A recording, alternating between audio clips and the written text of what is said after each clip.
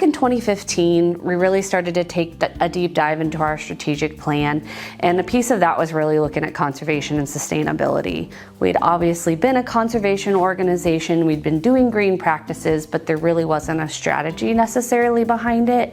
So we had a really big push kind of at the end of 2014 into 2015 on making a very specific conservation strategic plan, which includes sustainability. We now have a pathway to net zero plan that we're working on. We are electrifying our fleet. We have solar powered golf carts. We just got our first electric train, which was a huge purchase. We, as Stacia said, wanted to create a roadmap for how are we going to get to net zero emissions. We have it broken up in different categories of fossil fuel, free heating, efficiencies, renewables, zero waste. So this past year, we purchased 2 new electric vehicles for our Zoomobile fleet.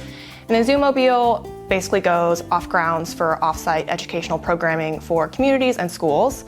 Additionally, we have 77 electric golf carts on grounds, and 35 of those are solar powered. And what that difference is about 30 metric tons of carbon dioxide equivalent compared to if those carts were gas.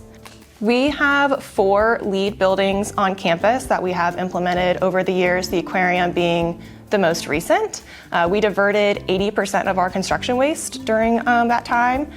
We have 9 buildings on campus that are solar powered, and they produce about 235 megawatts of power.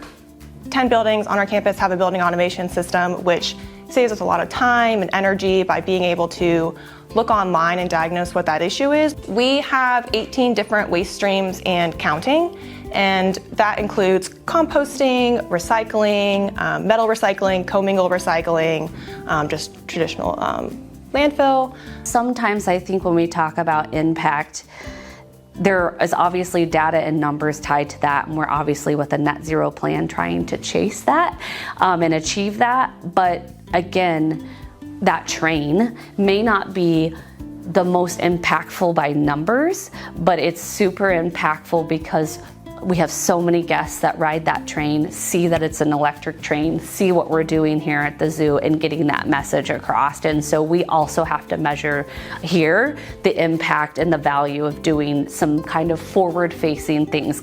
Not only should we be doing the right thing for the environment, we have animals that depend on that as well as our community. But we see over 1 million visitors a year.